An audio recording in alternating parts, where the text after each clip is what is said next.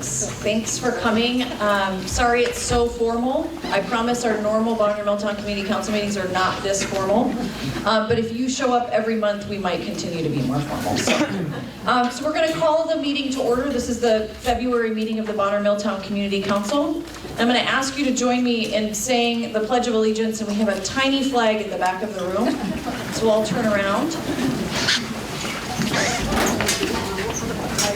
Allegiance to the flag of the United States of America and to the republic for which it stands, one nation, under God, indivisible, with liberty and justice for all.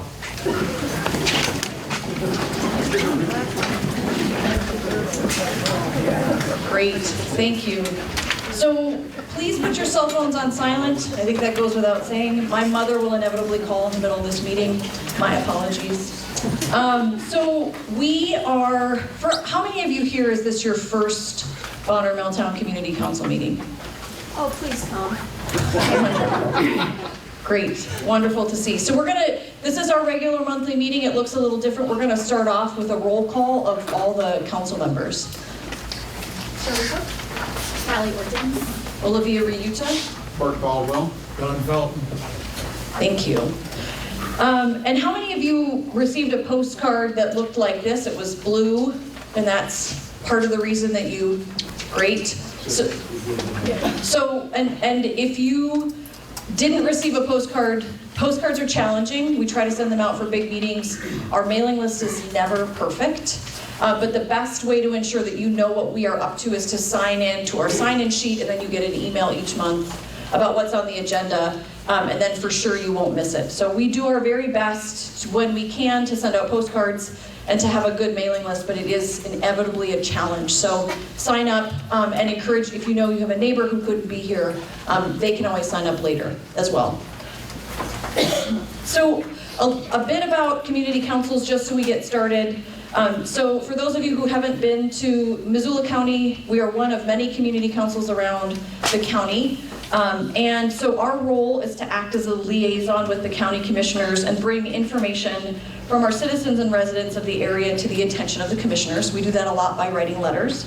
And community councils may also provide additional information deemed useful, beneficial, and helpful to the commissioners in making decisions which affect the community. And so that's why we're here tonight, to have this conversation. And so the community council, we can provide leadership and support to the community by assisting with issues related to orderly growth and development, as well as resource protection in the area. We are advisory only, and we have no tax or other governmental powers. So just to be clear, we're a volunteer council. That means that you can also volunteer, because we are often looking for folks to be on the council. And so that's a little bit about what we do. But the good news is, while we are an advisory function, we've also invited a lot of our local and state elected officials to the meeting today so that they have an opportunity to have this conversation with us. And we're going to get to introduce them here shortly. But we sincerely appreciate that they are here. We sincerely appreciate that you all are here. There's a lot of things you could be doing on a Monday night that's not hanging out here in this room with us, but we appreciate you participating and being part of this conversation. We've been having this conversation for the past 6 months, on and off, for those of you who have come to the past meetings or read our minutes or watch us on MCAT. But we're excited that this is the first dedicated conversation that we're all having in the room at one time, because we have it kind of in fits and spurts. And so we're pretty excited to have all of you here to join us to have this conversation. So a couple of pieces of business before we get started. So we need to approve our January 8th regular meeting minutes. I move to approve minutes. Second. All in favor? Aye. Okay, we need to approve the agenda for tonight's meeting. And for those of you, the agenda is there's a couple things on that table. The agenda is a one-pager. All in favor? Aye. Great. So, as you can all see, we have the agenda on what we're up to. All of our, let me make sure I have the correct agenda. So each agenda, each month, we have a discussion item. We have multiple discussion items. We often have lots of guest speakers, and so today's meeting looks a little different. We're just focused on this one discussion item. But what we wanted, and you can see what we're going to do as we have our discussion, kind of the bulleted points there. But I wanted to, in addition to the bulleted points, we put together as a council, based on what we've heard in past months, some of the goals for tonight's meeting that I just wanted to review. So we want to have a dedicated discussion. Usually our meetings, we're talking about a bunch of different stuff, so we're having a dedicated discussion about the server fan noise that folks are hearing in our community. We want to make sure there's an overview, right, that we're all on the same page about kind of what is happening, what has been happening, what we've been hearing as a council for the past 6 months. There's some mitigation efforts happening. We all want to be on the same page and understand what are those mitigation efforts, and be able to kind of understand them together. We want to understand the local impact of the fan noise, which is pretty important. So if you have not identified where you live on the map and put a sticker up there, we are going to keep this map and keep using this map and referencing it. So it's really important that you show us where you live and if you are impacted by the server fan noise. We want to make sure that there's all the stakeholders in the room, which there is, which is very exciting. So we are not having a small piece of a conversation month after month. And at the last council meeting, I promised that we weren't going to walk out of this room with a neat little box of solutions and a bow on top. I think I can honestly make that promise again. That we are here together as stakeholders in this community, having a conversation and going through a process. Part of what we can do as a council is make sure that we're all part of this process and working together to find solutions and move forward as a community. And we want to make sure that we can ask questions of the folks presenting and also of each other, and then provide public comment as well. So there'll be time for public comment this evening. And you'll have to use a microphone, so if that makes you nervous, get ready. Okay. So Bert, I'm going to hand it over to you if you want to. First thing I want to do is introduce some of our special guests tonight. We've got all 3 commissioners here tonight. Quit frowning, Dave. You are a special guest. Okay. I'll go by seniority. Jean Curtis, please stand up and look people in. Jean is you're into your 3rd term, and is a candidate for the next round. Yep. Okay. Cola Rowley. Yes. Okay, I never use your last name, so. Cola is in her 3rd year, and I've got 3 more to go. And then Dave Strohmeyer is the chair of the committee this year, and is in his 1st year. No, starting second, right. But who's counting? Yeah, who's counting? Then we also have Bryce Bennett, who is representative for the District 91. Yeah. Okay. And we have Mike Hopkins, who's state representative for District 92. 2. I can't count. That's okay. And Sue Malik there she is, okay. Sue is our state senator for this area. We invited them so that they can get firsthand, not hearsay, but firsthand knowledge of what's going on here. The other thing I wanted to do was say that council members have heard in the not too distant past that there were concerns that this meeting might turn into a beat up on Steve or beat up on the Bitcoin operation. That's not what we're here for. We're here for a discussion and to try to figure out whether or not we have anything in the way of solutions or direction that we can take. Steve and Mike, when they bought the Bonner Mill, have been very strong participants in the Bonner Council. They've been real good neighbors. They've been trying very hard to be good neighbors. And over the past few months, Steve has been to the meetings. He's discussed events. He's discussed all the efforts that have been taken, and we'll hear about all of those again tonight.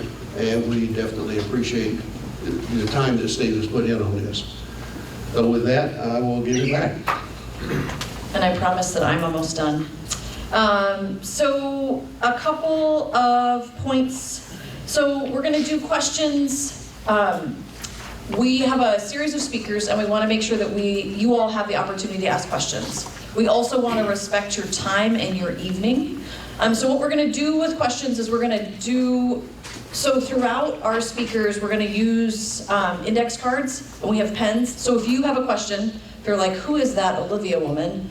And how do I become the president of the Bonner Milltown Community Council? You could write that question right up here, and then you raise your hand and we'll run around and collect those. And the good news is you can become the chair of the Bonner Milltown Community Council. So we will pass those out and get you index cards, so that what then we'll be doing is compiling those questions and organizing them so we get through as many questions as possible and you have information before you do your public comment.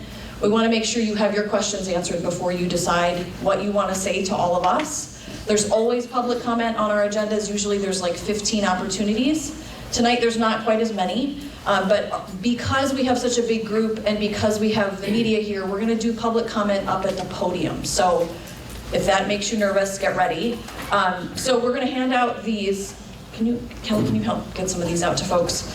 And our public comment, as in our bylaws, we try to keep it to 2 minutes. So we want you to have the opportunity to share your experience and your thoughts and your feedback from what you're hearing tonight. We also want to be as timely as we can be,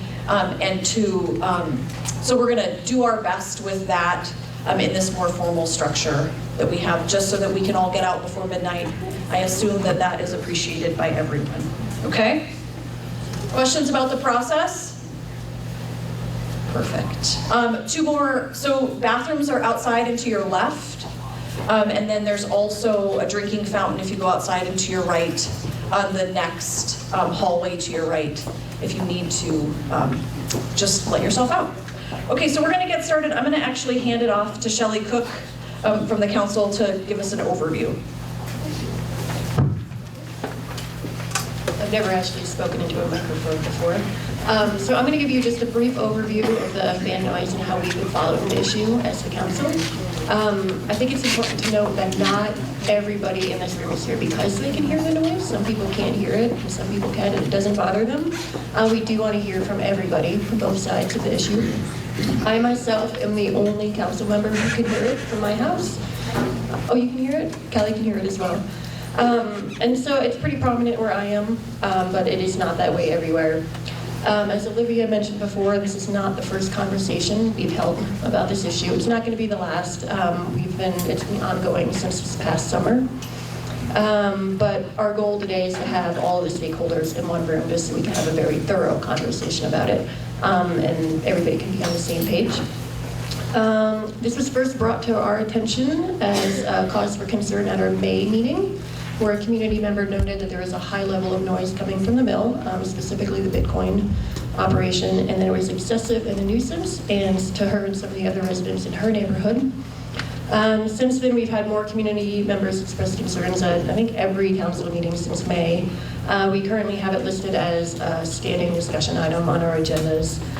Steve Nelson, as we've already mentioned, has frequently come to those meetings to discuss what's being mitigated, and it's very, very nice that he's been there to basically help guide us through this process. Let's see. And then he will actually be up next to elaborate on some of the mitigation measures, right? And then at our December meeting, we had a large number of folks attend that meeting with some new concerns. We had a pretty lively discussion about the scope of the noise. We learned that it's being heard at least as far as 2 miles up the Blackfoot. People up Deer Creek Road can hear it. Some concerns that are being brought up are decreased wildlife sightings, concerns about property values, and then also a concern that Bonner Milltown will be preserved as believing that business and industry are more important than community, which is something that contradicts our recently adopted community vision statement. So once we realized the scope of the noise in terms of impact and geographic area, we realized it was so diverse. And that a lot of people were actually unaware that there was an ongoing discussion and unaware that there are actually attempts to mitigate the issue. And so we decided to hold a special meeting as a way to get everybody involved who can and should be involved. and then provide information. So hopefully everybody can be here to discuss your particular concerns, ask questions, and hear options we might have to solve the problem. And then we can get a better understanding of how everybody's impacted and how the concerns are being addressed. So our first speaker tonight will be Steve Nelson, who, for Olivia and Shelley have already mentioned, has been a regular participant in our Bonner Milltown Community Council meetings and is working to mitigate the sound efforts with Project Spokane. And so he's going to be speaking a little bit about those mitigation efforts and has brought several people from Project Spokane to speak as well. Do I have to use that? You do. I have a pretty powerful voice. It'll be even more powerful with the microphone. Okay. Everybody hear me all right? Okay. Just a couple things before I get started. Everybody got a little packet here, and don't hold us to every little decibel and everything. I mean, there's probably some things in there. It was done in July, and so it isn't exactly what it is today. But it's a really good document, I think, for you folks to be able to look at and see what we've tried to do and where we're heading with it. So I just want to let you know about that. And I'd like to make a couple introductions. First of all, the fan over there on the left is the one that's the problem. And thanks, Gene. I don't know. So that's a 6-blade fan. And then the next one, yeah, it's okay. Did you try to milk it? Yeah, don't hurt yourself. Looks like it's welded. And then this is the fan blade that we're thinking is going to be the solution to the noise problem. So just wanted you to see those. And then we've got Jason Vaughn. Maybe just stand up real quick. Jason is from Missoula. He's the new manager at Project Spokane. And I have Sean Connolly, that is, he's the Big Sky Acoustics, and he's from Helena, and he's the gentleman, and his company are the ones that did the test, or did all the testing and that sort of thing, and made the analysis of and the recommendations where we should head. My wife, you don't have to stand up. She's here to make sure I don't embarrass myself.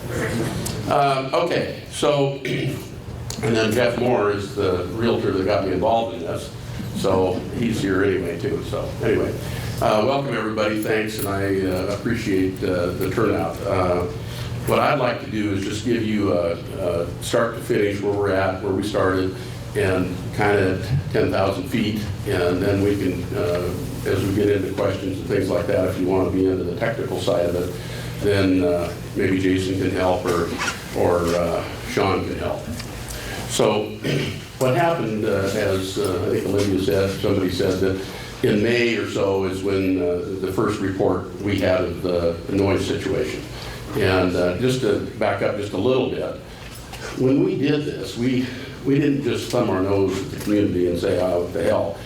But we did do the proper permitting process. We went to the county. We found, and we didn't specifically ask about noise, but it is a permitted use under a heavy industrial site. Okay, and all the things that have been done in there have been done properly and permitted and that sort of thing. Having said all that, we genuinely are very sincere about doing something about this issue. I consider this my community. I live in Canyon River, but I spend a lot of time out here, and I look at all these people, a lot of these people that I come to the council meetings and have gotten to know, and I would be, I'd feel terrible if we couldn't fix this problem. And I think we're going to be able to do that. I'm optimistic. And so anyway, I'd just like to, so in May was the first we heard about it. I think I hired Sean and his company in June, and he came out, did a, what would you call it, a test. And I'll just give you an example. The first night that he did his test, we've got these numbers 1, 2, 3, 4, 5. Those are the areas that he looked at as far as, and I think you were out here at midnight or something like that. Midnight to 2 in the morning. Midnight to 2 in the morning. And the reason for that is because you don't have all the extraneous noise that you might have if it was during the day, trucks, trains, things like that. So that's why he did it that way. He had gone, just before he did this, he had gone into the data center, and we always talk blockchain, or we always talk Bitcoin, and that's basically what they do over there, is they mine for Bitcoins. But the real truth is what it is it's a blockchain data center. It doesn't make it any quieter, but it's a blockchain data center. It's a technology that validates cryptocurrencies, and probably someday could validate credit cards, do all sorts of things. It's a technology that is probably going to be in our future, because it's a very good technology when it comes to security and that sort of thing. So anyway, when Sean got here, he went inside, took several readings, got a feel for the noise level inside and the fans, and then he went up on the roof, took some readings up there. And when you dig into this a little bit, you'll see that on the edge of the roof, he took several readings, and 90 decibels somewhere. It was 90 inside. It was 90 inside, but it was pretty high up on the outside too. And then, as you will see in here, there's several graphs and things that show what the decibel level is at each one of these locations. And obviously, there's a problem. And so what we did is we asked Sean to develop some recommendations. And as you read through that, you'll see some things in there that are not things that he would recommend. And that is like curtains and foam and things like that. He has determined through his expertise that the fans on the roof are the #1 problem. And and I won't get too technical because I can't be, I'm not very technical, but the 125 hertz to about 250 hertz is where the issue is. And what that does, that sound that you hear, and he's got it broken out in here, you'll see, that's a roar. And there's, like if you were at the higher pitches and that sort of thing, it might be a shriek or something like that. So this is called a roar in that bandwidth that he's talking about. And so his recommendation was we need to do something different with the fans. And we looked at several different fan blades, several different fans, and actually Sean had made a recommendation based on the data plate that's on the fan, and he thought that would be the fan that we should use. Well, we took that information and we sent it back to the Midwest, and there's 2 companies back there that were working jointly with us to try to solve that problem, figure out which the best fan blade or the best fan to mitigate this problem.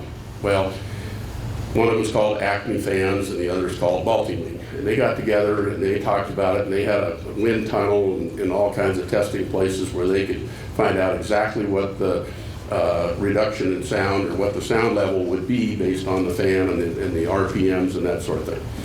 And so when they finished, they came up, and all that data is in here. They show the 8 or 10 or 12 different types of fans and fan blades and things that they tested.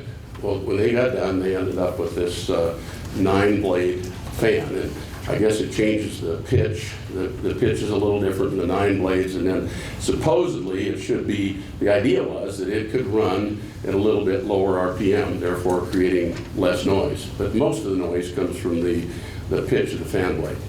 So we installed 10 of those, or Project Spokane did. They installed 10 of those in the data center itself.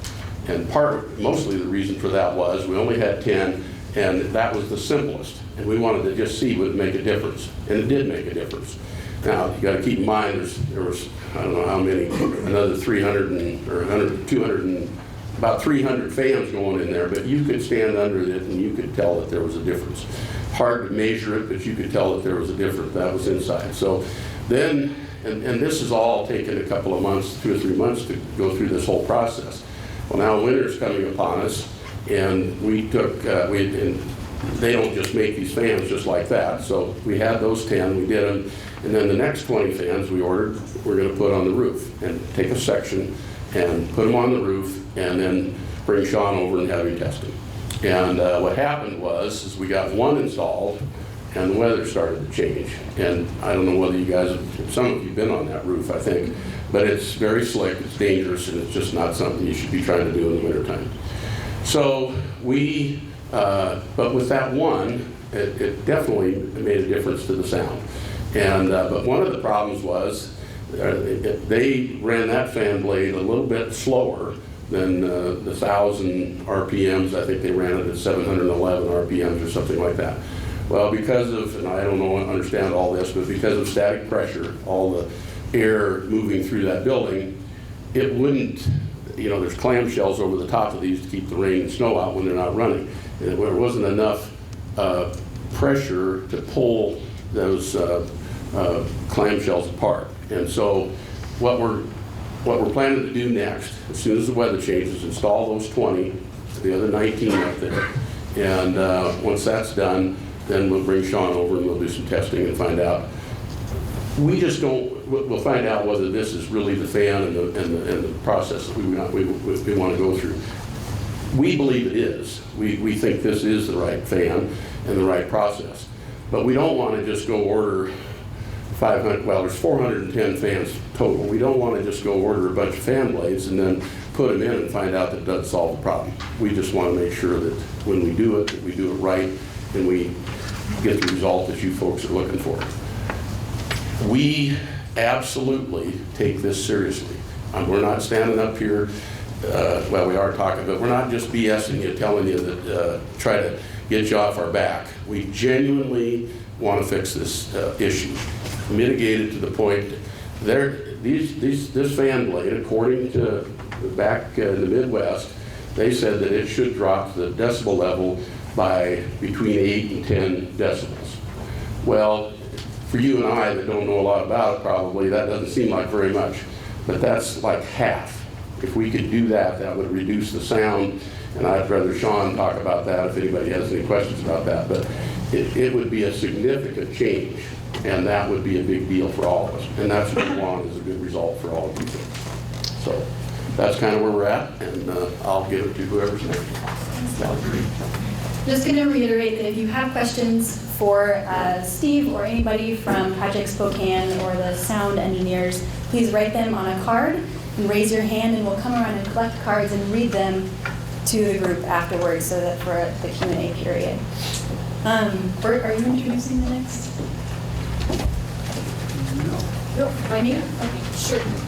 So one of the questions that comes up a lot, and one of the questions that comes up a lot is this allowed? And I think Steve talked about that a little bit, but I wanted to also hand this off to Gene Curtis, our county commissioner, because that way you can hear it directly from Commissioner Curtis and not me. Thanks, Olivia. So for those of you that don't know, there are different forms of government in Montana, and county governments are called general powers. So we only have the authority that's given to us by the legislature, which we have some legislators here. So we do not have the authority to do a sound ordinance.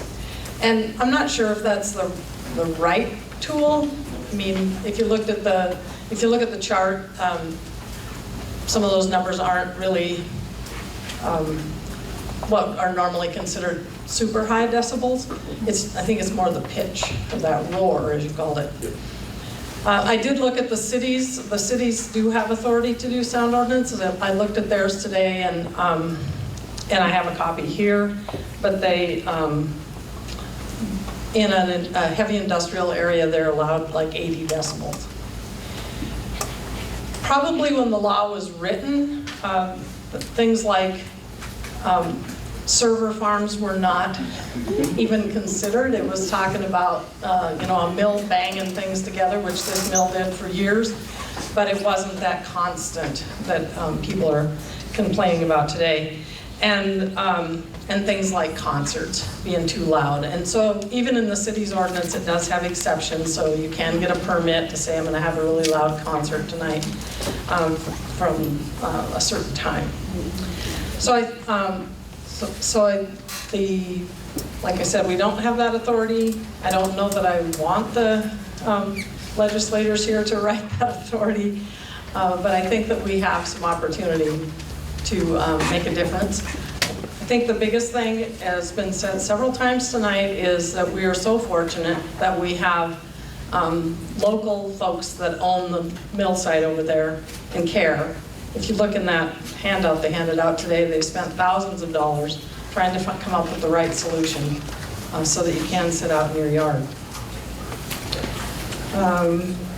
Just one thing to add, this morning the commissioners met with our planning staff, which, as you know, right now we're looking at updating our zoning regulations across the state of the county, and we said that we probably should consider in our zoning of industrial lands, we might want to write something that relates to servers, since it wasn't anticipated before. And surely there are other communities that have something that we can borrow from, as we were just talking with Andrew this evening. So those are some things that we're looking forward to doing.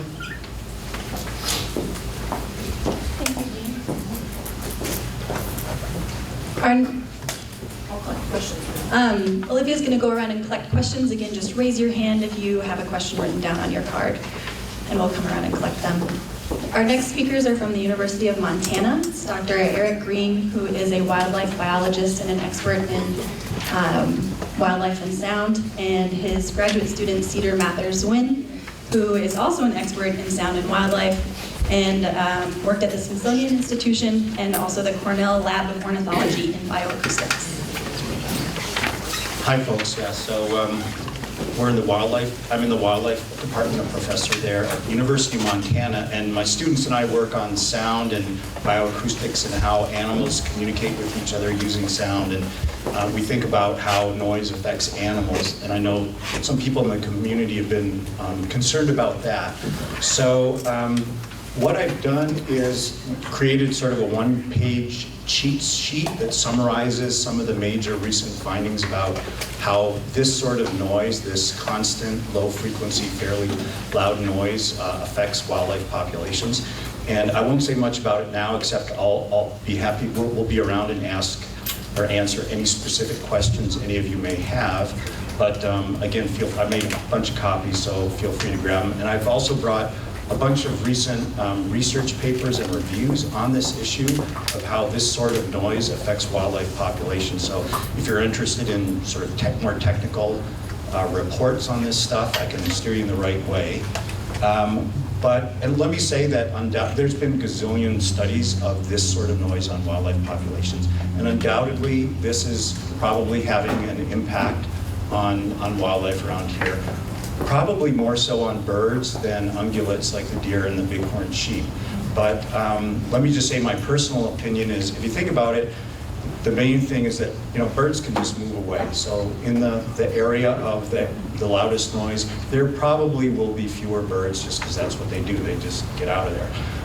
And my personal opinion is that the main issue here is probably not so much the wildlife, although it's obviously very important to all of you. I guess my feeling is that the main issue is, the impact, the negative impact this is clearly having on a lot of you. Birds can move away, a little harder for you folks to move away. And I'd also like to say thanks to Steve and other folks who are taking this really, really seriously. So I commend you and applaud you for this, and we'll be around and be willing to take any specific questions that you might have about this sort of noise and wildlife populations.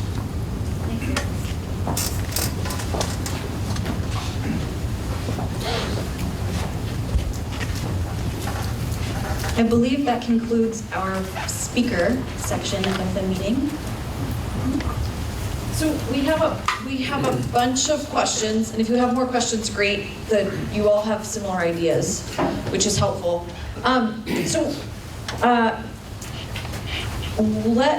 So Dr. Green, so there were some specific questions about the effects on hummingbirds and raptors, the effects that people are seeing at their homes.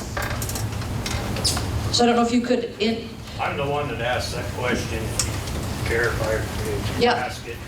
Well, my question to you is, my name's Mike Harrison. I've lived in the community 47 years, and your hummingbirds have left the area. Hummingbirds typically nest where there's hawks for the protection from the hawks, for the predators, for the hummingbirds. So what's that doing to the raptors and the hummingbirds in this area? You know, you said that the birds will move on and the people will stay. You know, personally, I don't think that's an answer to, birds were here a long time before we were. Yeah, sure, they were here a long time, but the sorts of things that people have looked at is with this type of noise, birds tend to feed less and spend more time looking around for predators. So smaller birds, not like the hawks, but smaller birds will be spending more time just worrying about raptors or predators, because most of the information they get about danger is by listening. And this sort of sound masks very important signals, so they tend to be on high alert a lot of the time.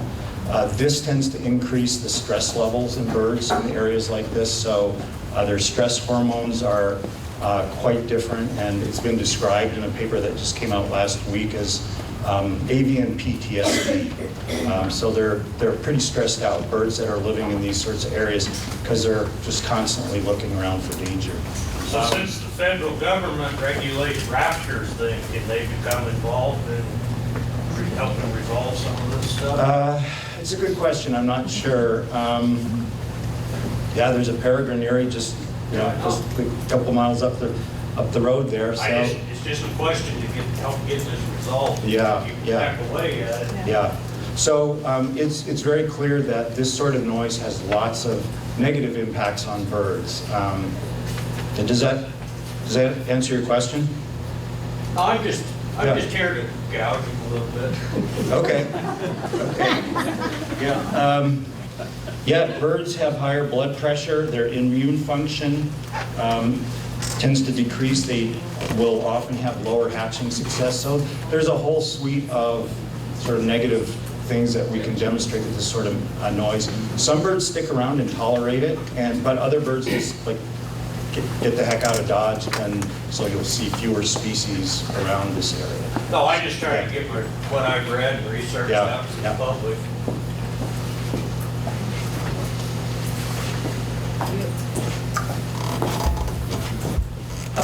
Very quick follow-up question. Yeah, we live right up the Shaky Lane here. Our hummingbirds are gone. Don't have any around. And the mountain sheep. And the wild turkeys. Yeah. So it's interesting. I've been hearing a lot about the hummingbirds from Bonner. I've been getting a lot of messages from you folks here in Bonner about where the heck are my hummingbirds. So, there's actually been, as far as I know, no research on hummingbirds and this kind of noise. So I guess I'm not really sure, except from in other places with other species with this sort of noise. There's been a lot of things that happen to bird populations. I mean, this might be something that would be worth doing, maybe in collaboration with Steve and other folks, of getting a student or two from the university to be able to monitor, responses in bird populations. But I imagine as the mitigation goes forward, I would hope that things would get better. So even as Steve mentioned, a 10 decibel reduction, it doesn't seem like a lot, but that's half the noise level, which would be significant. And I would hope that the hummingbirds and turkeys and stuff might start to come back from what you've been observing. But it might be something that if there was interest of getting some students from the wildlife department actually looking at it. Well, we'll depend on Steve to bring them back. There you go.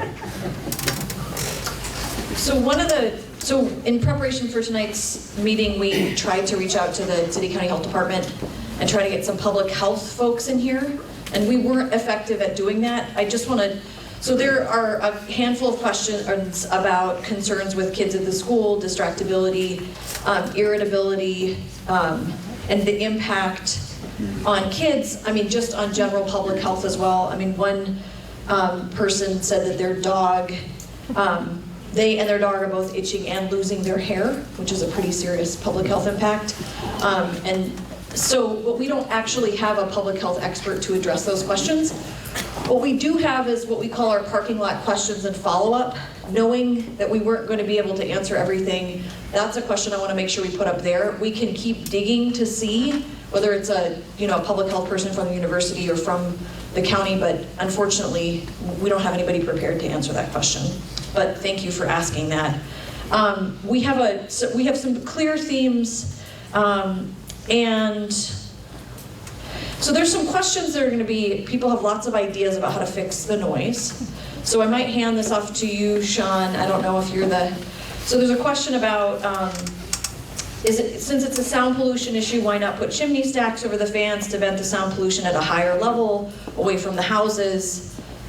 Can I hand it off to you so you can tell us what you think about that?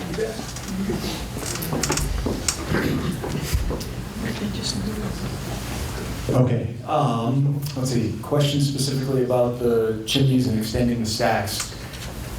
One of my first issues that I had to deal with was Project Spokane had a slew of ideas on their own, so part of my job was actually to kind of dial them down and say, no, this won't work, here's why. No, this won't work, here's why we need to do this. And this actually, in a different form, came up. The question that Project Spokane asked is, well, can't we just build a wall around the roof and just wall everything off? It's kind of the same idea as just putting a chimney stack. The problem is twofold. One, it doesn't solve the problem of the noise source, which actually is the fan itself. A stack would just allow it to go higher. Same thing with a barrier. The barrier doesn't really control the source on the roof. The roof is so big and there's so many fans, that little wall on the edge of the roof isn't going to do anything. Second part is, from what I understood initially, was that a lot of your complaints come at night, which is perfectly normal and totally didn't shock me at all. And the reason for that is sound at night travels better. Once the sun goes down, about 2 hours after sunset, a temperature inversion kind of sets up, and the sound just basically bounces off of that and gets projected, kind of like going like this. So therefore, even if you put a barrier up, or even if you put those stacks on the fans, it would still bounce off that inversion layer and project out quite a ways. So hopefully that answers the question. So yeah, that's not, I mean, yeah, we looked at a lot of ideas about how to do it and just what people read on the internet, and yeah, we had to go through all that. Basically dial Project Spokane back down and say, no, here's why you don't want to spend the money to do this, let's do something more effective. So just to follow up on that, so the decibel reduction, are we measuring from the daytime or the nighttime? Because of that temperature inversion, nighttime is always going to be the worst. So in the daytime, when the ground is warm and the sun hits it, especially in the summertime, and you can actually look and see like heat waves shimmering up off the ground, that's actually forcing the sound up and away. So during the day, there may be sounds from very far away that you won't hear, but at night, you can hear them quite plainly. And that's, again, it's fairly typical. What was the question? Sorry. Whether the reduction, the estimated reduction is going to be what's perceived at night during the day, and could you, I mean, I think that there's some concerns that it doesn't sound like a very big reduction, so I don't know. Right. Because, could you just speak to that? Sure. By controlling the noise of the source, the fans themselves, the reduction would be regardless whether it's day or night. First part of the question. Second part of the question, because decibels they're logarithmic values, so they don't follow the rules of normal addition. So like 50 plus 50 doesn't equal 100. It equals 53 in decibel terms. So when you're talking reductions, a reduction of 3 decibels, most people will barely notice a difference. Some do, some don't. A reduction of 5 decibels means you can clearly know something is happening. It's definitely reduced the noise. You'll notice. And as already been said, a reduction of 10 decibels means that sound has been cut in half. So again, the numbers themselves don't seem like much, but from an acoustic standpoint, 10 decibel reduction is pretty significant. So there's some questions about, we're gonna get through these questions and then see if there's follow-up questions at the end. And I don't know who, this is about a cooling system that doesn't involve fans. So is there a cooling system for the servers that doesn't involve fans, that's a liquid cooled option? If the fans don't work, do other systems exist? Oh, I'm not touching that. I can speak. So there are liquid cooled solutions. However, systems like that are extremely cost prohibitive. They're just not, they take up a lot more space. The cost is just astronomical. So that's not really a viable solution as far as the business is concerned, able to run any sort of liquid cooling on the amount of servers that we have. You know, some smaller operation might be able to do that. Okay. Excuse me, that was my question to you. That's never. I mean, I could read the rest of it, but you can certainly testify during. Well, I just wouldn't say it wasn't cost prohibitive for him to. We all know how much this company made last year. Everybody here knows they did well. And I'm an HVAC technician. I know, so I don't want to hear about how much it's gonna cost. Because You make a lot of money. you make a lot of money. Okay, so I'm new at this company. I've been here for a month, so I don't know all the exact financials and everything, so. You're the independent from last week. So let's continue on, we're gonna continue on with our questions. You all are gonna have an opportunity, clearly, if that's what you feel, you get to state that, but we're gonna try to get through our questions, so you have information, so then you can do public comment, okay? Okay.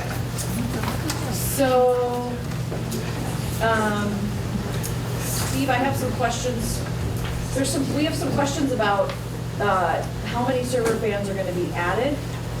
And there's been reports, we go from 12,000 servers to 55,000. What's the impact? What are your thoughts on that? Well, I I don't know think, if that's an accurate number. I mean, I think there's 12,000, right, servers right now, roughly.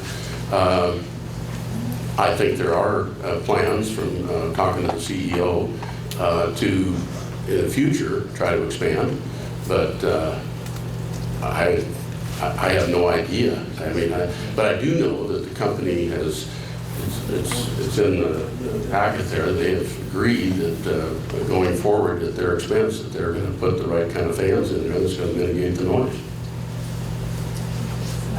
So one of the conversations around the new servers has been around the power. So is the power can you just explain the power issue? Well, If there is expansion, the need for more power, and is that power in place? there's not enough power to expand presently. I think there's plenty of power at the substation across the river. I mean, the power coming to it, there's a lot. I don't know, there's probably 80 to 100 megawatts available, but to get it across the river, there would be a major expenditure to upgrade that substation so that they could increase the number of megawatts that they could use. Okay, so it's not in place yet, but it exists across the river. Yeah. We have some commissioner questions that,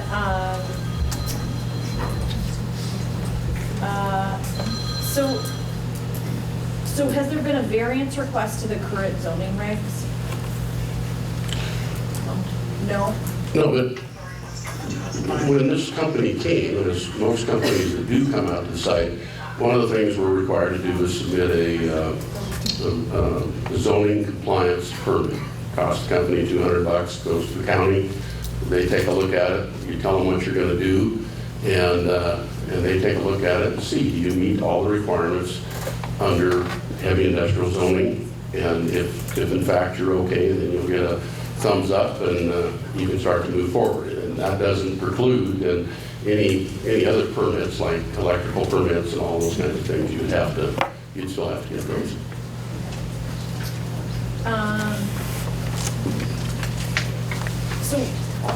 So Project Spokane was aware of the noise issue at the start, the subdivision? You know, I don't think so. And when this thing started 2 years ago, I think it was a little bit of a seat of the pants operation. And maybe that's unfair, but I think it was. I expected, or I thought that it was a little more mature than it was. And they, the people that were here when they started, I think were scrambling to figure out how they could cool it. They knew the basics of it all, but they weren't anticipating 140 fans on the roof, I can tell you that. Because when they first started to build, they put up one great big fan and they thought, well, that might solve the problem, and that didn't do it. And so I think it was kind of build as you go kind of thing. And so I don't think they anticipated that we were going to have the kind of noise that we have. Have you guys consulted an occupational health professional as part of this conversation?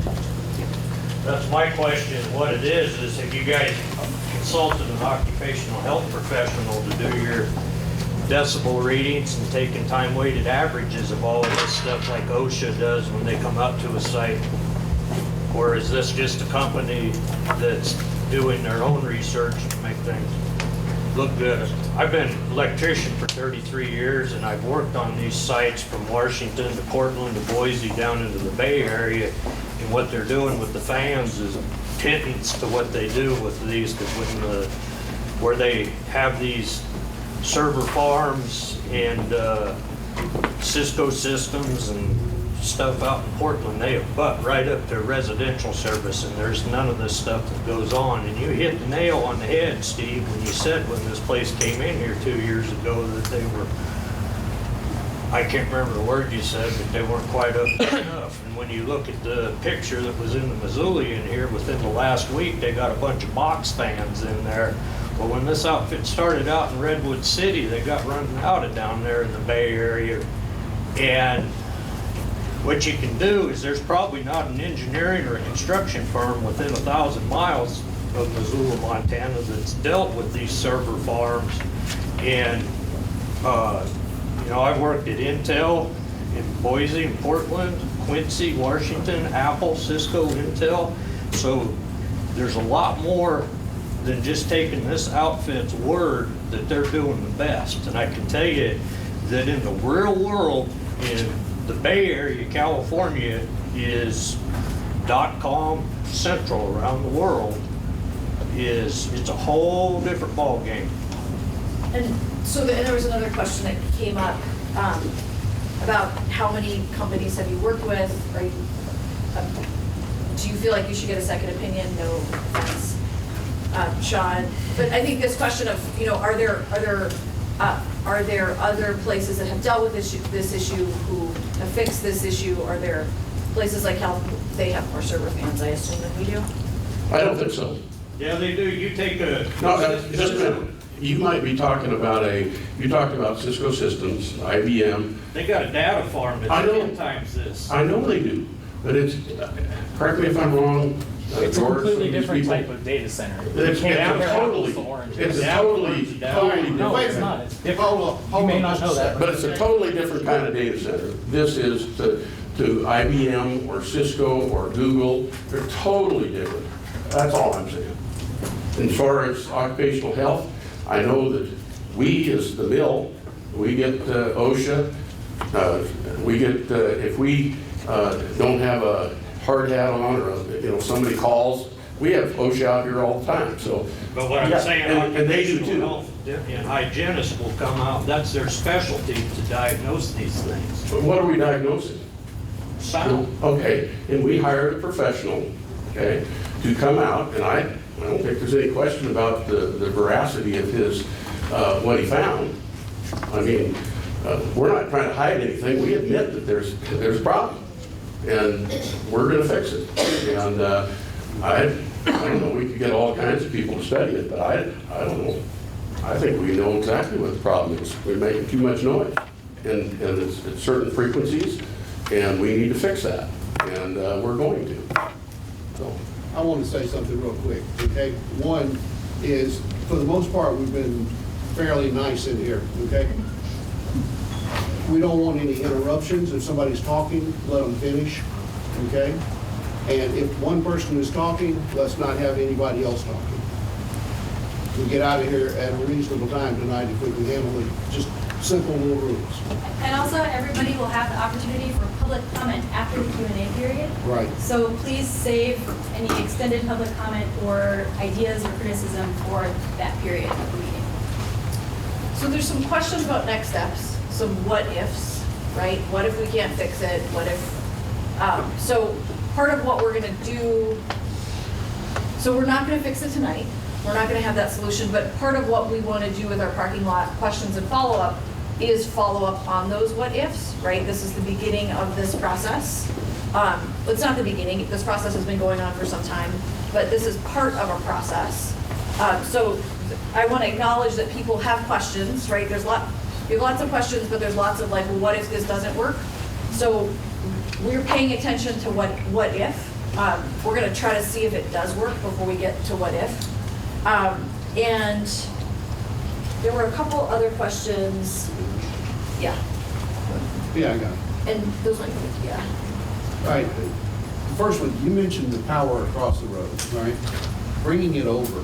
Who ends up paying for that? Is that going to be the mill or is that going to be taxpayer? No, Project Spokane has paid for any of the power that's come across. In fact, I don't know whether y'all know this, but because of using more than 5 megawatts of power, they become what is called a substation customer. And so they pay the distribution part to Northwest Energy, just like we all do that, 0.08 cents or whatever, 9 cents a kilowatt hour. And then the balance of that is they negotiate with the tribe at Kerr Dam or maybe Colstrip or whatever. It used to be Talon Energy. I think GE's involved. One of the big banks is involved. Morgan Stanley is it? But anyway, there's several of those that have this wholesale electricity. And so, no, the Northwestern Energy doesn't pay for it. And the county doesn't pay for it, and the state doesn't pay for it. They pay for it. In fact, they have to write a check to Northwestern Energy. I know they did when they started the thing to just get hooked up. It was $170,000. So they pay for it. Okay. Another question, different topic entirely. TIF money. Okay, a lot of people don't understand what TIF money is. Could you speak up, sir? Yeah, this is about TIF money. Okay, and the question, a lot of people don't understand TIF. And they're concerned that maybe tax dollars are paying for the Bitcoin operation. Can you speak to that a little? Sure. To date, I don't think one penny of the TIF has gone towards anything to do with Project Spokane or anything to do with it. The only discussion that we've had regarding TIF money is if we can find a solution, and it turns out to be fan blades, of a certain kind and a certain level, we will go to the TIF organization, this TIF that's over here, and we would ask them to help pay for that, because you don't want to hear this, but this company has not done anything wrong. They came here, they met every requirement, they've done nothing wrong, but as a good community member, they want to be the right kind of a neighbor and do the right thing. And we think it's a public, in fact, when we presented our case to the TIF in November, the TIF board actually thought it was something that we could use to defray some of the cost of these new fans that would, from a public perspective, would help everybody in the community. There's a specific zoning question. What's the zoning of the mill? Is it CI2? It's heavy industrial. It's not C. There's some CI, I think it's commercial or something, but this is heavy industrial. Now, at the far end by Kettle House, there's a little triangle up there that's residential. And then we have residential, obviously where the houses are, but the rest of the mill is heavy industrial. That was my question. I just want to follow up the reason behind it. I'm just looking at the Missoula County zoning regulations. And so for the commissioners, it's listed, heavy industrial is listed as a maximum allowable noise level shall be 60 decibels from 7 a.m. to 7 p.m., 55 decibels from 7 p.m. to 7 a.m., or except where such property lines are adjacent for commercial use. So if there wasn't any residential adjacent to it, or public space adjacent to it, it would be 65 from 7 a.m. to 7 p.m. and 60 from 7 p.m. to 7 a.m. So it seems that based on the decibels readings that these guys got, that it's currently above that. And I just want to... But the point is, I think you're not reading it quite right. This is a permitted use. No, I read it too, and I wondered the same thing. I talked to Pat O'Hearn, got a quote from him, and what he says, it's a permitted use. It's allowed by Pat O'Hearn's head of caps. It's allowed as a permitted use. As a conditional use, you're probably right. And that would be, under the new zoning regulations, as I understand it, you could have a commercial, even though it's heavy industrial, because there's this cascading effect, and that's way complicated for everybody, but you could ask to have a commercial or entity on the site. If you did, then that's a conditional use, and then you would have to meet those regulations, as I understand it. But as a permitted use, which this falls under, there's zero. There's not 900 or 50 or 80 or any decibels. There's no number at all there. I guarantee you that. The commissioners, that is in line with what you all understand as well. And we can put that as a point. We can follow up on it. So in zoning, conditional uses have a lot more scrutiny and more things they have to reach, and permitted uses are considered covered in the original zoning. And if there was no variance asked for here, but variances all go to the Board of Adjustment. The Board of Adjustment is a board that's appointed by the commission, but they're separate from us. And if you don't like what the Board of Adjustment says, it goes to the court.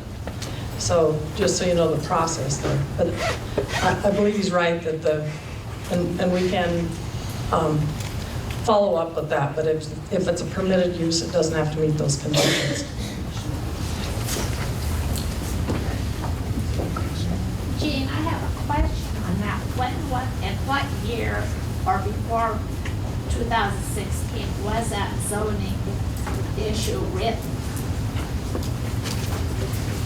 That zoning, I don't know exactly what year it was adopted to be zoned industrial, but it was there when the mill was there, so it's been there a long time. Would the standards then be the same as the standards are now? Well, because it's a permitted use, it doesn't have a standard of sound. And this is the year that we're looking at our zoning, so if you want to have input on that, watch when there's opportunity to give public comment. And as we told staff this morning, there's probably some things that need to be considered. Okay. So those are the majority of your questions. Some of your questions have lots of feelings and thoughts and suggestions behind them, which is great. The good news is that you get to share those with us, and you don't have to listen to me do that. So I'm going to hand this off to Bert and Don. We're going to do public comment from up here at the podium so everybody can hear you. I'm going to hand it off to Bert and Don, and we're going to do public comment.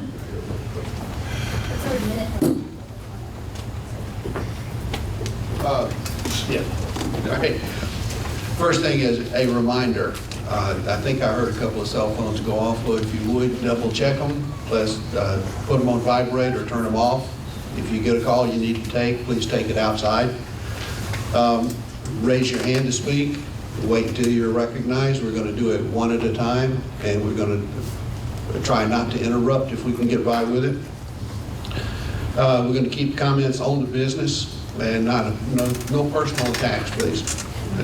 I promised up early that this was not going to be a beat up on Steve meeting, so I'm going to keep it that way. We're going to limit comments to 2 minutes. And we'd ask that if somebody makes a comment that is nearly identical to what you want to say, please don't say it twice. I appreciate that. Don's going to be keeping time on it, so 2 minutes is a limit. We'll ask you to step down in the middle of the sentence. Side conversations, like to keep those one person at a time talking. And be courteous and respectful. All right? So if somebody's got a question or a comment or whatever, we're going to bring it up here. And the line forms right over here.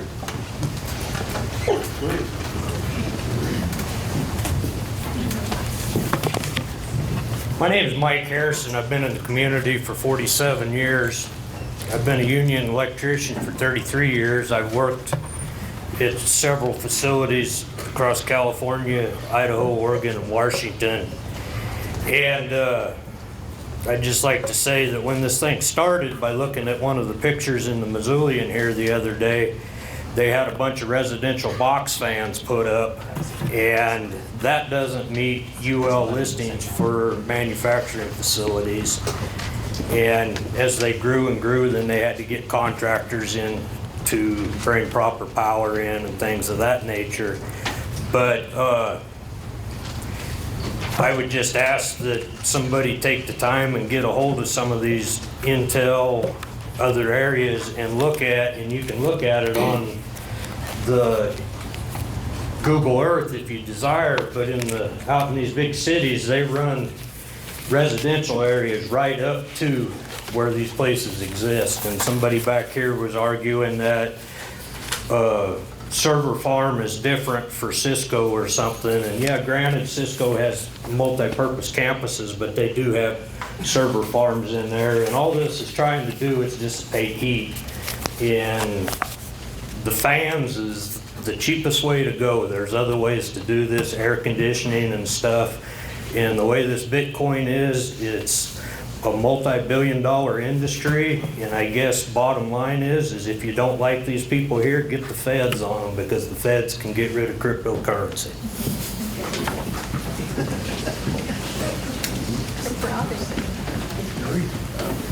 The short, say who you are, please, sir. Short line.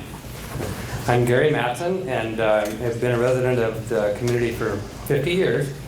I wanted to say two thank yous. One is thank you to this council, because some of us were in on the founding of the council several years ago. I don't know how many years ago, maybe, I don't know, 10? 12. So this is a wonderful example of what we were hoping for. And the other thank you is to the people that came, because if you didn't come, the council wouldn't have a function. And then I also want to thank Steve and Mike, and I just reiterate what's been said all along, is what they've done is revitalized this mill and brought back lots of jobs and lots of payroll and lots of products that are useful to people all over the place, thousands of people. And Bitcoin is a little bit different. The Bitcoin operation is something that a lot of us are still trying to wrap our heads around and understand how it works, and we don't trust it.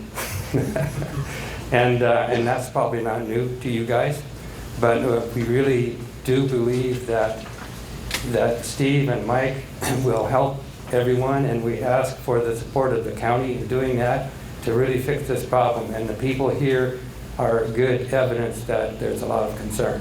So it's good news that the county will address this noise issue in the coming zoning discussion, and we do hope that it'll be fixed. I guess the last thought I have is how much more expensive is the liquid cooling than the fans? I think that's something a lot of us would like to know. And if it is clearly prohibitive, then it would make sense to not do it. So thank you, I appreciate it.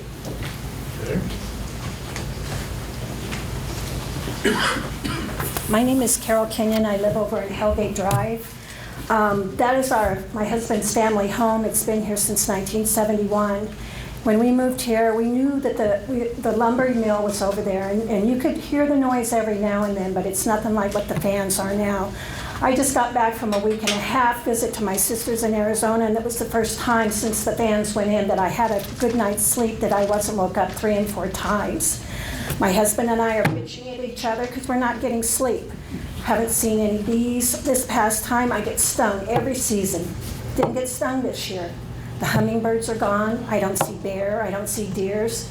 Our dogs can't stay outside very long. They want to come back in. They're shaking their heads. They're healers. My husband is a very intelligent man. He does a lot of investing, and he's been researching Bitcoin and other currencies like that.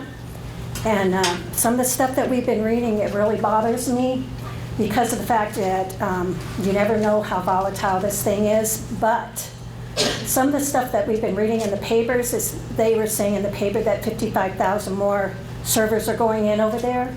You also have to worry about the exhaust coming out. I was reading in one area that it's over 110 degrees coming out the exhaust. So I don't know what that's going to do. Plus, when you don't have your birds around, you're going to have insects, and then there's going to be stuff like fleas in your dogs, and everybody's going to have fleas. I didn't have bees. I didn't have a really good garden this year, so that's going to affect our food. Now, I want you to understand something. I have nothing against Steve. I know Steve. I worked with him on another project. I like the man. I have nothing against businesses going over here. I'm all for that. I am a small business owner myself. Business is business. It's not personal. It's a noise. It goes in the bottom of my ear, and it's driving me crazy. I am now on anxiety medication because of this. And I mean, I'm not standing up here to bitch and complain. There has to be a solution to this, because that's all I have to say. Thanks.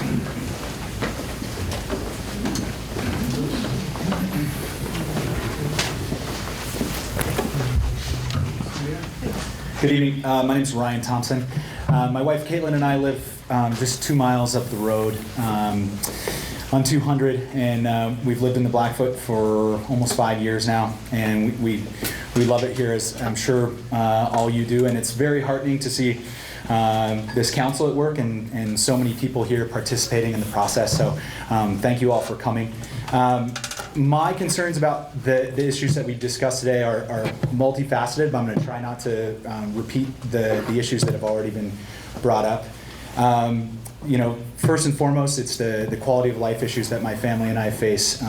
With the living 2 miles away, you wouldn't think that we hear it all that well. It's almost as loud at our house as it is as you stand outside this school. And I think that we can attest to the stacking issue that they discussed earlier.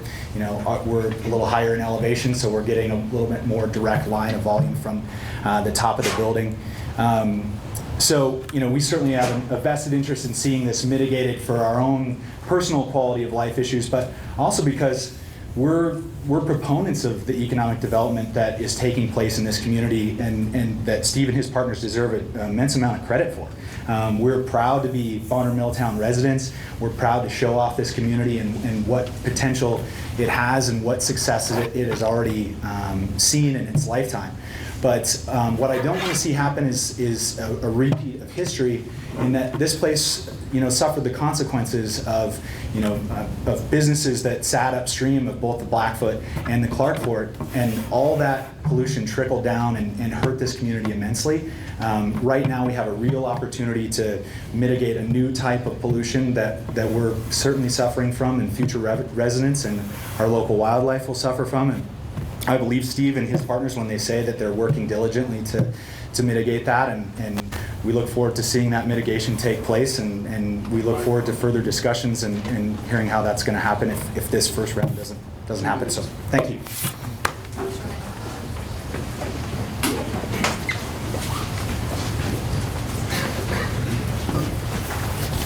Hi, my name is Lee Bridges. I'm here because I'm concerned about the issues here. I am running as a state representative in this House district. I live in East Missoula, so I have to admit that the Hellgate Canyons blow this way. This noise is not necessarily, I don't hear it. But my concern is, and why I'm up here, is because I want to ask, and forgive me, I haven't been to any of these past meetings. I don't know if people have clarified what decibels are. As a union sheet metal worker, I was trained in my field to know what decibel levels were for certain equipment sounds, to know when we had to use ear protection.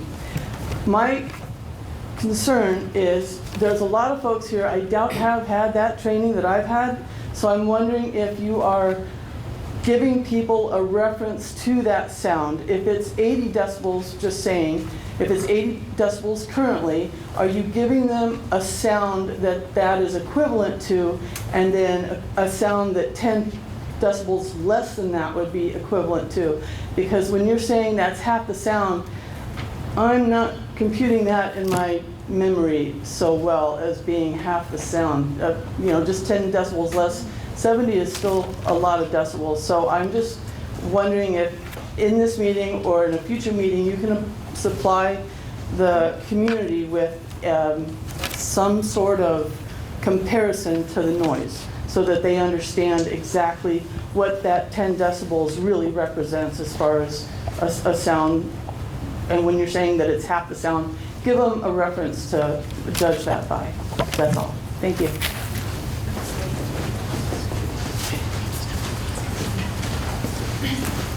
Hi, my name is Lori Ginn, and I live right over here behind the school, and I just have one question.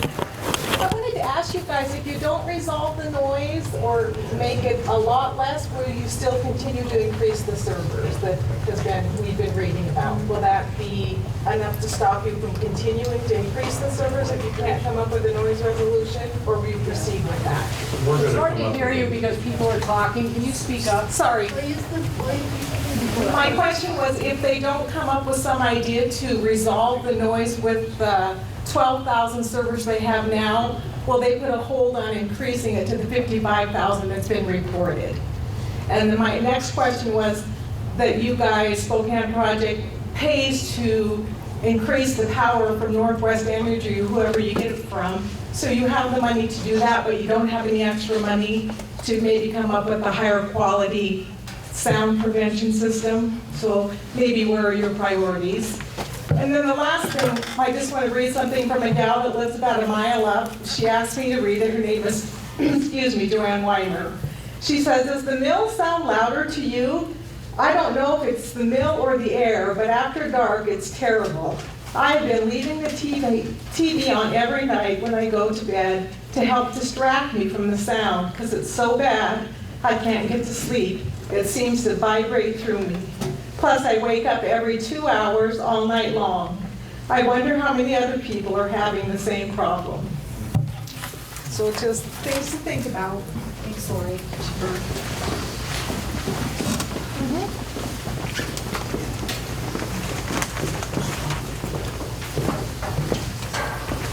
My name is Bill Turner, and I live on Prairie Way in the Rattlesnake. And I'm probably a little bit like a hummingbird, but I can hear it coming over from Lincoln Hills South. I can hear it in the Rattlesnake. There's a hum at night. So, given that, number one requirement for a server farm is cooling. The next requirement is massive amounts of cheap power. The final requirement is a giant building, huge building. Remember, we used to talk a long time ago that was the biggest plywood mill in the world. And that big building there is one of the biggest buildings in Montana. It has to be, does not leak. And my suggestion is that people can think about this. We have county commissioners here, we have legislators here, we have a vacant pulp mill. We have massive amounts of power that go out to that is available at the pulp mill.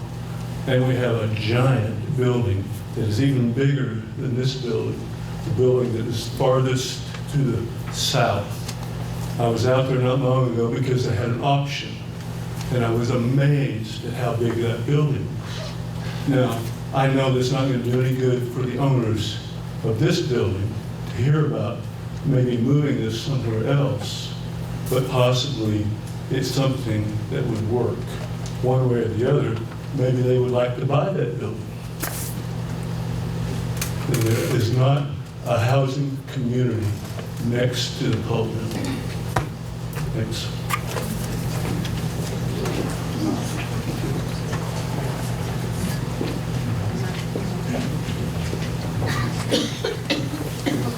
Good evening. My name is James Kenyon, and as my wife alluded to, that she is driving me crazy. I don't know if it's the sound or I think one thing we're missing out on here is right in this building here. We have all these kids here all day long. I can hear them from my house at recess. What this noise is doing, you're affecting their hearing. Do any testing? I know this can be done because I worked for Caterpillar a long time. And we did a lot of ergonomically tests on cab function to reduce dust, to reduce sound, so that people do not have these problems. Has anybody worn a sound meter down in this area and tested these kids? I haven't heard that at all. And these are one of our most precious things. Whether they be our kids, our grandkids, they're the most precious. And a couple other ideas I'm sitting there. Caterpillar tests everything. They don't just put a machine out there and test it. Old machines used to be really loud, but they had mufflers on them. Is there not some kind of muffler put on these fans? I don't know. And another thought I had, is this mill the only one that's built in a topographical location like we have here? I doubt it. It's a pretty big world out there. So have we done any studies from other mills that are confined by mountains? I don't know. But somebody should know this, because their experience, maybe they had the same problem. Maybe they solved it differently. And why do a lot of testing if somebody's already solved this problem? All right, I'm done.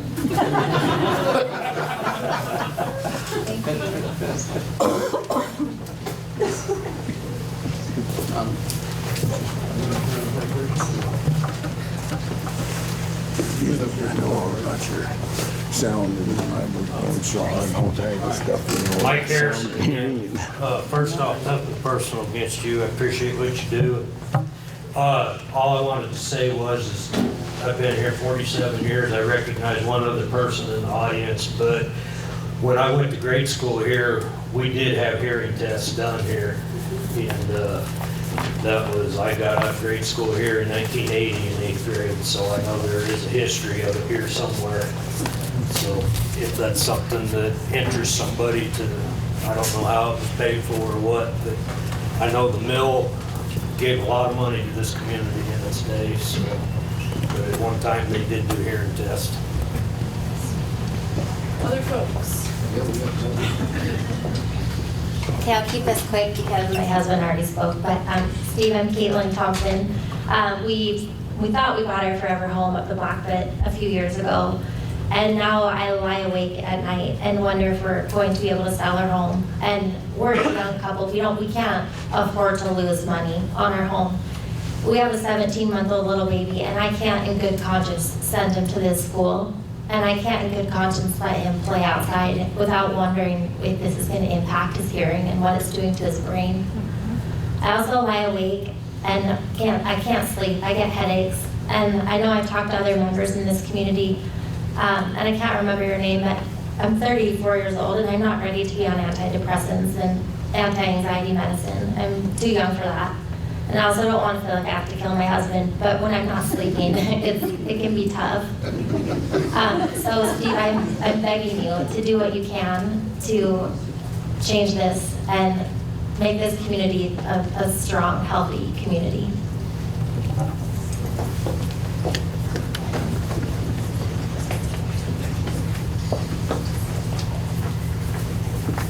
My name is Elaine Nagle, and most people in here, I would consider you newbies. I've lived here for over 70 years, as my parents lived here, as my grandfather lived here in the very late 1800s.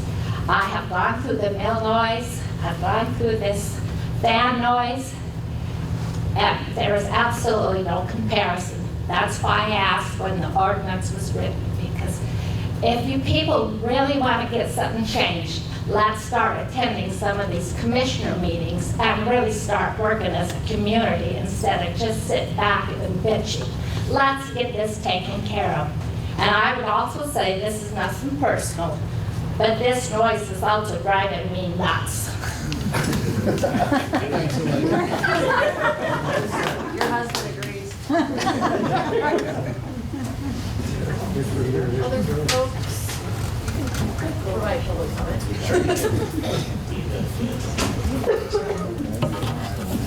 So I'm Steve Nelson. I just wanted to respond to a couple things. When this mill came, and I said they maybe had their, weren't as mature, and they were kind of, seat of the pants kind of operation.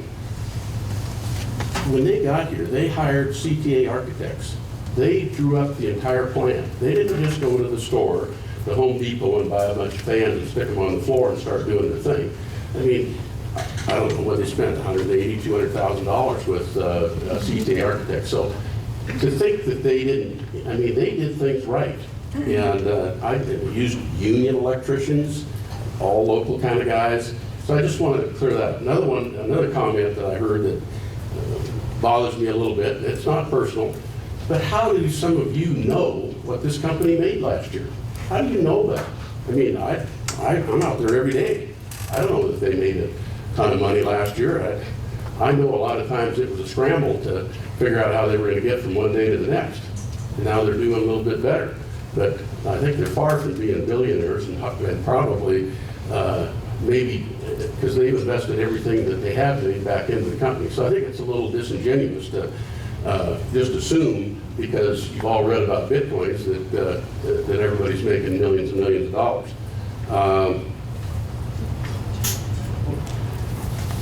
This problem will be fixed.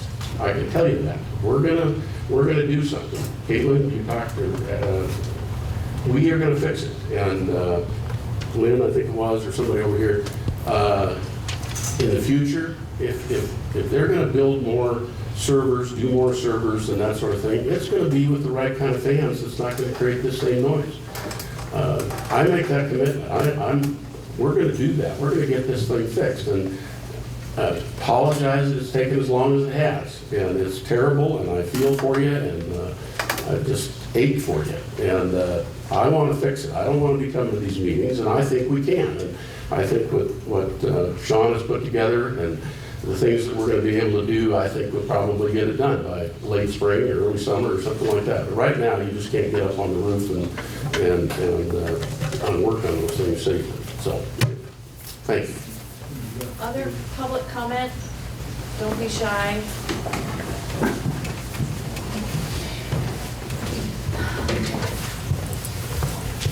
My name's Nate Lonaker, live with my partner Casey over in the West Riverside neighborhood on 3rd Street. And we used to live on 6th Street, and it was very loud in our house there with the windows and doors shut. And about half the time, we can still hear it very clearly in our bedroom at Speak night. closer to the microphone. We can still hear it very clearly in our house on 3rd Street on the 2nd floor. My question didn't get read. I asked on page 5 of 18 of the noise study, it has the Montana Panic Code annotated definition of a nuisance. And my question was, how does this not already meet that definition? And because we're all saying, well, there's no legal recourse here at this point. But I don't understand how this doesn't already meet the definition of a nuisance under state law. And I'm glad that Steve and these guys are working towards a solution, but I don't understand why Project Spokane itself has said almost nothing tonight about what they're doing other than fans are the cheapest way to cool this building. When I work in water cooling and water treatment, I know there are lots of server farms out there that are built for the long haul that run on liquid cooling. I mean, they still use fans, but the cooling system is based on a liquid system, like a radiator in a car. And it's a lot more efficient than just a fan blowing. It's like a modern water-cooled engine versus a V-dub that burns up every 2 years. So that's all I got to say. Thank you. Other folks? Can I ask a question, Christie? You genuinely say you will fix this, and my question is, by fix it, what exactly do you mean? Will we not be able to hear it anymore? We'll be able to hear it some of the time at night? I mean, what to you is fixing? I know what it is to me. This has ruined our life, ruined our property values. We can't sleep at night. It's affecting our health. And so I know what, for me, I don't want to hear it at all, but I'm wanting to know what you consider fixing it. Well, we're hoping that if we can get to a reduction of 10 decibels, which according to everything I've read, Sean, you can back me up, but that would reduce the amount of sound coming out of there by half. I'm not sure half is enough.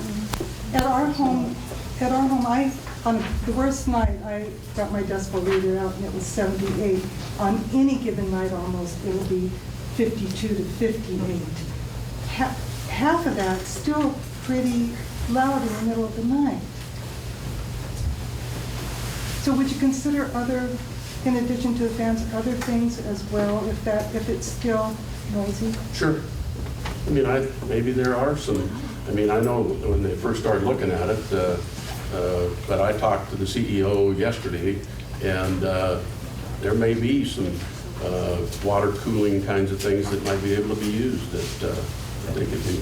And I know it's expensive, but it's expensive for us too to lose property values. If Sure. we can't afford to do that anymore, then they can't afford to do whatever it takes to do it. I agree. I mean, Other public comments that folks have? Mike Harrison again. I'd just like to reiterate that I understand this company, they have to deal in US dollars, so they have an exorbitant outlay in US dollars. When I said they're billionaires is in the Bitcoin sense. And so I understand that they have, and I think everybody in the community needs to understand that with cryptocurrency, it looks big on paper in what you read about, but they have to deal in US dollars when they pay out to institute these places. I don't care if you're Apple or Spokane or whatever. And there's a gentleman in the back here with the gray beard and kind of the gray blue hair. He's been shaking his head no at everything, so maybe he could elaborate what some of these things are that people are asking questions about.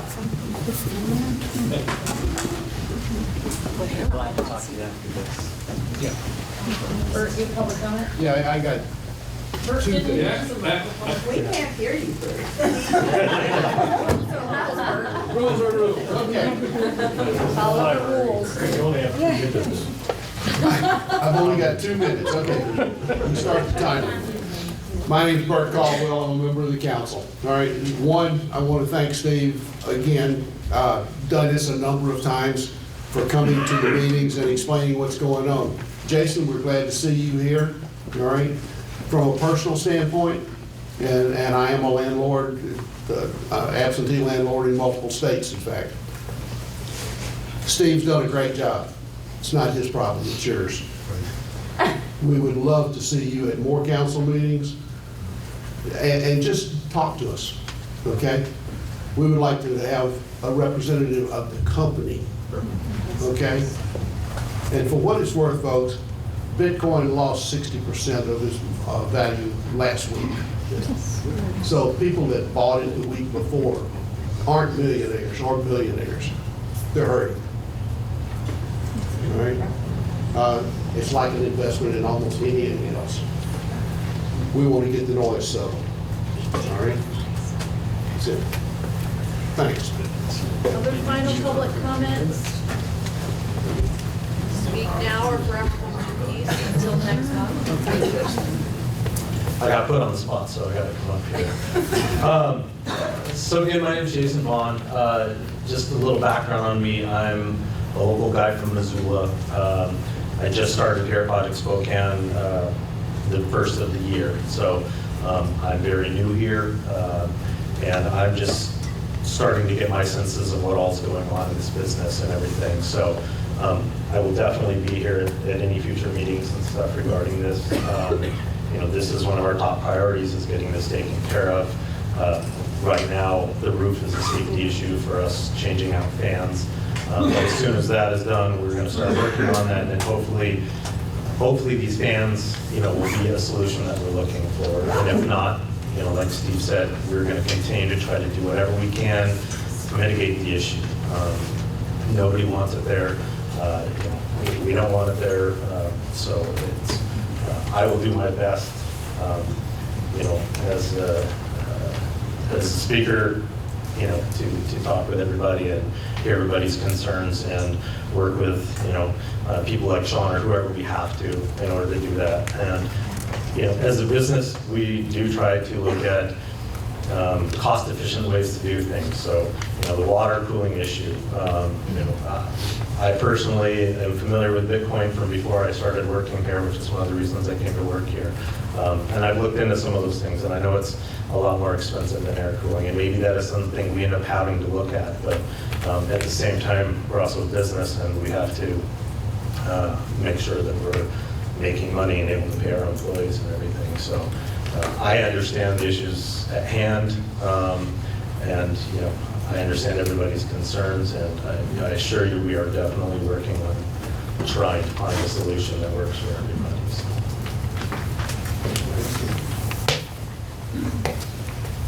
Yes. I have a question for you. Okay. If you do bring in more fans, will you put them in the same building, or do you plan on utilizing another building on that property? Right now, the only plans that we have are that specific building. I'm not aware of any plans with any of the other buildings. And, you know, just as far as, you know, we're trying to take care of this noise issue. Obviously, we would like to expand, you know, just as a business, but we also know that this is an issue, you know, and we need to take care of the sound issue, you know.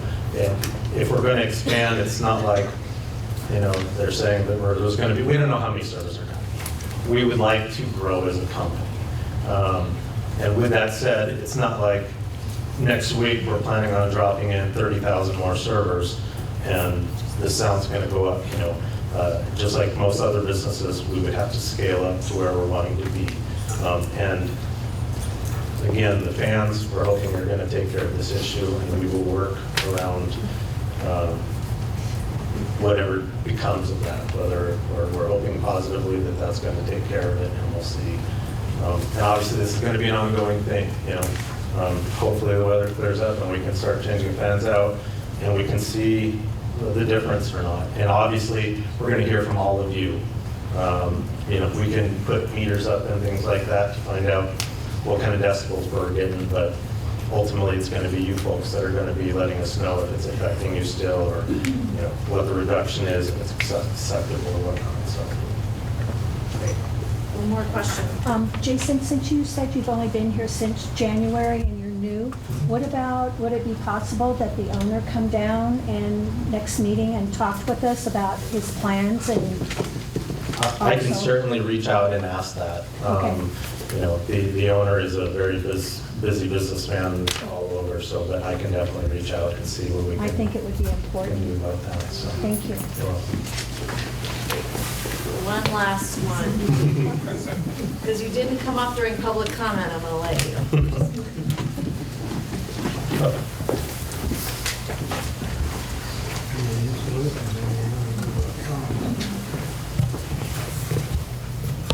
My name's Mike Mosley. I just got a quick thought. Air going out of a structure has to be replaced by air coming into a structure. And if you take advantage of the fact that you're right next to the Blackfoot River, and you also have access to well water. If your incoming air goes through a system of like radiators with cold water, and you cool the air coming into the building, I think that could be part of your solution. That's all I wanted to bring up. Okay, so we're gonna try to, it's 8:47, I'm gonna grab the mic and come back here and sit down. I think, thank you all for being willing to stand up and speak into a microphone. It's a little bit more intimidating, and for being respectful of each other and not sending me into early labor. I appreciate that. So what I'm going to try to do is wrap us up a little bit and in talking about next steps. So we heard a good update on what has been happening, right? We've known about this issue in the community for a while. There's been a lot of research done. There's been some steps taken, and it sounds like we're waiting on the weather in order to know if those steps are going to be the solution. I think there's a lot of questions from folks about what if it's not the solution. We promised that this would be part of a process. The good news is that we are here every month to have this conversation, and this is a conversation we'll continue to have We're here every month, normally on the second Monday of the month at 7 p.m. and usually we're in the Bonner School Library. We're not in this room, although if you show up every month, we'll be in this room. And we heard lots of great questions about wildlife. We heard lots of questions about, technical questions about servers and noise. We heard lots of great suggestions. I don't know anything about the science of it, so I think they're great suggestions about what we might be able to do. And we heard some questions about zoning and what zoning might mean for what zoning has meant in the past, what zoning could mean in the future. Some of the themes in terms of public comment, we heard lots of quality of life, which we have heard consistently. And we understand how much, we hear you, that it is really impacting people's ability to thrive, whether it's kids and concerns about housing costs. We heard that folks really want us to kind of be creative and dig deep. We can't be the only community that's having this challenge, right? Has somebody figured it out? And can we look at other solutions if the solution doesn't work? We need perhaps more information on referencing the sound, right? I don't understand decibels. I trust that it goes down, but I don't know. But I'm also not impacted where I live. If we can't fix this, what does expansion look like? I think that that's a question we heard loud and clear, that I assume and I trust that you will keep asking. And what is if there's a finite amount of money, what are our values and what are our priorities in this community? That's a conversation we're going to continue to keep having. We have a couple of parking lot questions that we will try to dig into. This impact of the human health. So as a council, we can dig in and reach out to public health experts on this and see what we can find. I think with the question about the impact on wildlife, I'm sure there's a bunch of research out there that we can continue to dig into, and we will do that to the best of our ability in our volunteer capacity. And then and the second parking lot question that we had up there was really about permitted versus conditional uses and decibel levels and just confirming that zoning piece. But I think, so I think that we have a lot of next steps in terms of understanding people's concerns and what you all want to see. I think we have to wait a little bit to see what's going to happen with this process and then continue to have this conversation. So we meet here the second Monday of the month. What we want to do as part of this meeting, because this is the first dedicated conversation that we've had, right? We want to create some notes. We always send out notes, just if you're ever interested in seeing them, you can. They're on the county's website. We want to create some notes that are perhaps more friendly to people who have to read them. So we're going to create some resources and information out of this meeting so we can continue to bring it to future meetings. We'll make sure that we're bringing the extra copies of this to future meetings. The goal is that hopefully we are more on the same page in terms of what's happening, what folks are thinking and feeling, so that we can continue the conversation moving forward and don't have to keep having the same one to the best of our ability. And so that's what we're committed to as a council, making sure that we come up with some good, tangible things that we can bring to future meetings. The other thing I wanted to invite Andrew Hagemeyer from CAPS, which is the Community and Planning Services at Missoula County, to say, so if you all were involved in the community visioning, we did some community visioning this past fall. That sounds familiar to you, right? So the community visioning was the first step of a bigger process. And so the good news is that you can come to the council meeting, engage in this conversation, but there's more fun ways to engage than just this. Andrew, you want to say a few words and introduce yourself? All right, I'll be super quick because I haven't had dinner. I'm Andrew Hagemeyer. I'm a planner with Missoula County.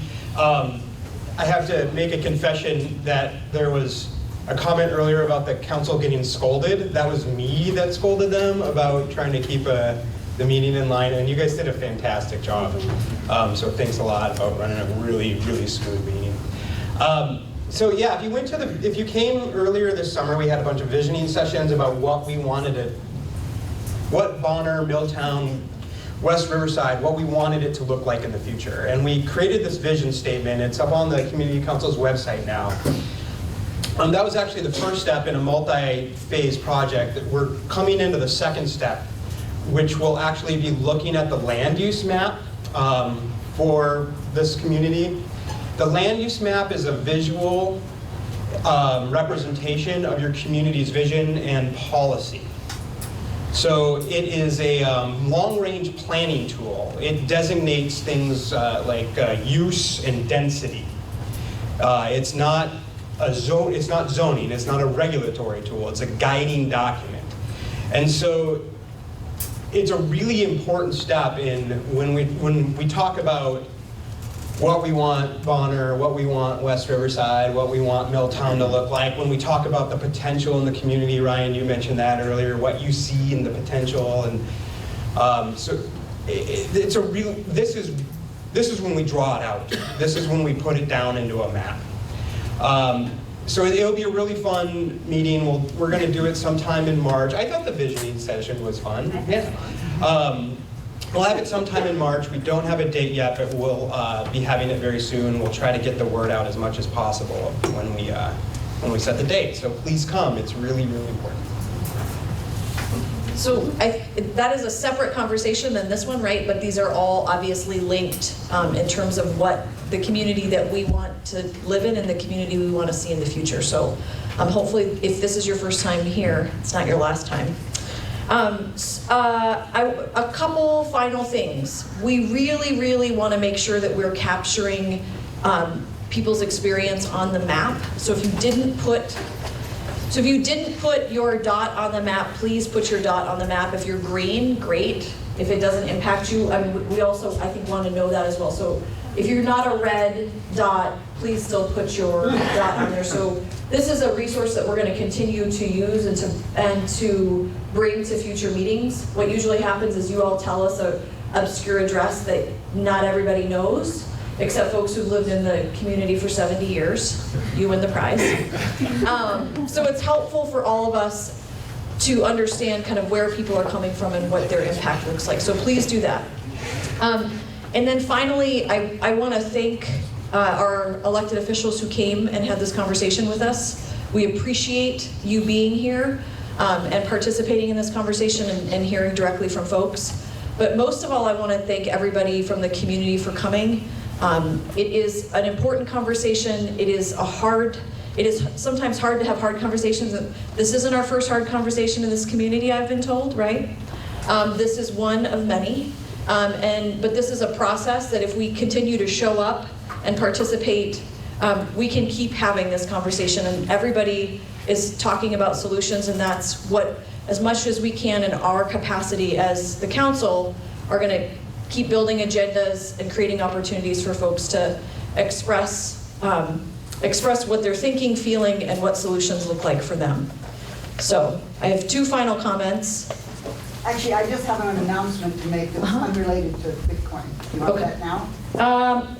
Not quite Okay. Not quite yet. We have public comment for items not on the agenda next. I want to also thank our speakers for coming out, and it's never fun to be on the spot. We appreciate it, and for answering all of those questions. I'd like to say thank you guys for what you're doing. I don't know how many of you have been around here a long time, but 24 years ago, this community didn't want the pre-release center down there where the truck stop is in West Riverside. And it got going, so you're up against a tough community. Thank you. So this concludes this discussion section. We're going to be done in 3 minutes if you want to hang around. But, so now public comment for items that aren't on the agenda. Oh, sorry. Yep. Back to me? Yep. I'm Mary Erickson with Friends of Two Rivers. Another topic, hopefully not a hot topic in the community.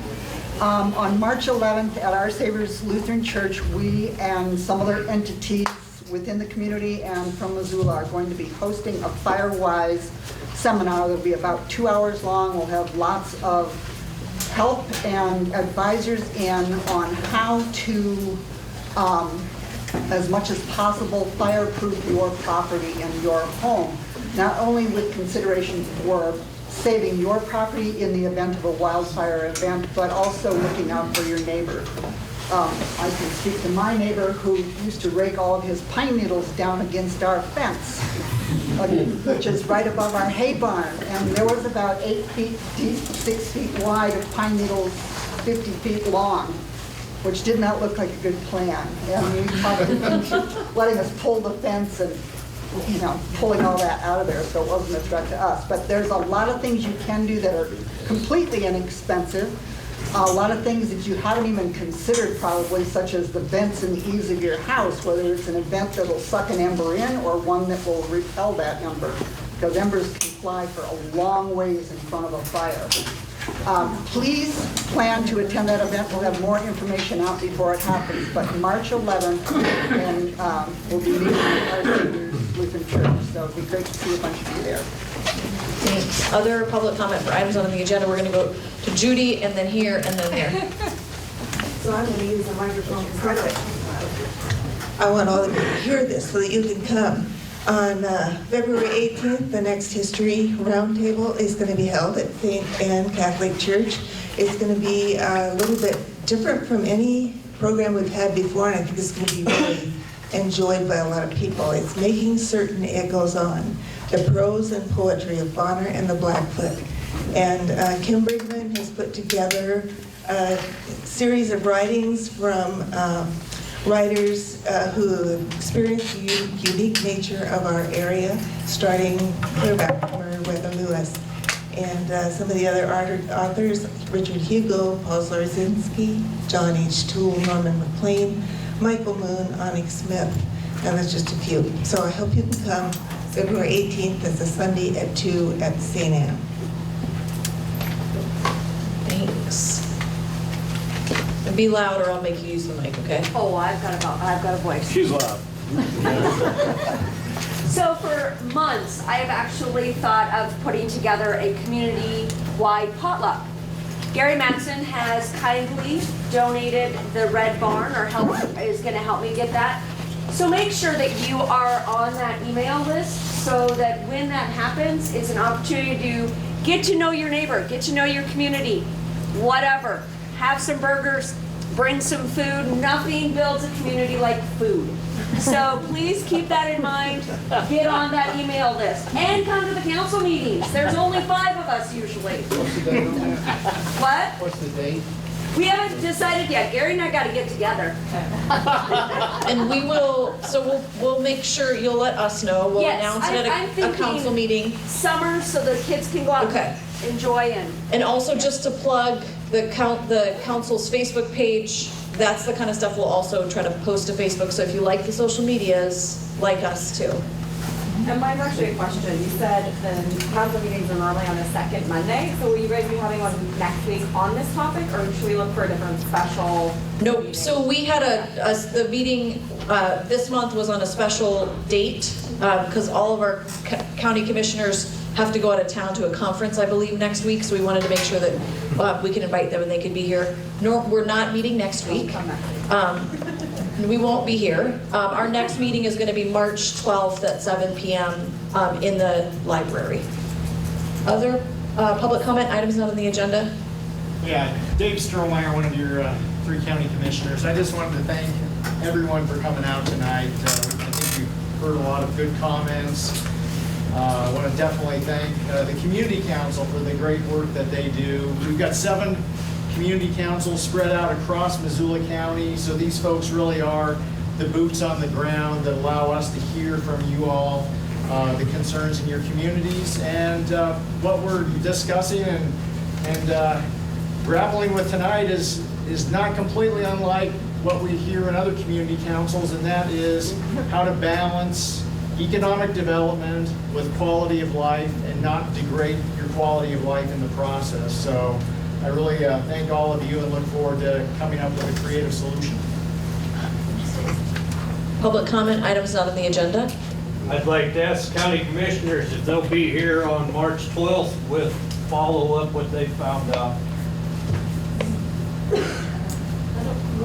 I didn't know we had a homework assignment. Well, I can say we generally have staff who do come to meetings who are actually experts. We have our planners, we have sometimes public works comes. I didn't know we could get anyone from the health department. I apologize for that. That would be fantastic. I think we could probably get somebody from public health here. But I think we have a lot to follow up on looking at our zoning. Look at if you change that, are people grandfathered? Is there any regulatory way to stop expansion if this doesn't work? I mean, I think we have a lot to think about and to look into. And so it's fantastic to hear from the community. And you guys did such a great job putting this together. So we really appreciate it. And sometimes we're less powerful than we would like to be because there is only so much we can do. Again, a noise ordinance probably, even if we could do that, wouldn't be the right solution here. But I think we can definitely think bigger and broader about what we possibly can do to help all the communities. So besides the stand-pat political answer, will you be back on March? Yeah, I said we send staff. We have 7 community councils and there's meetings every night of the week.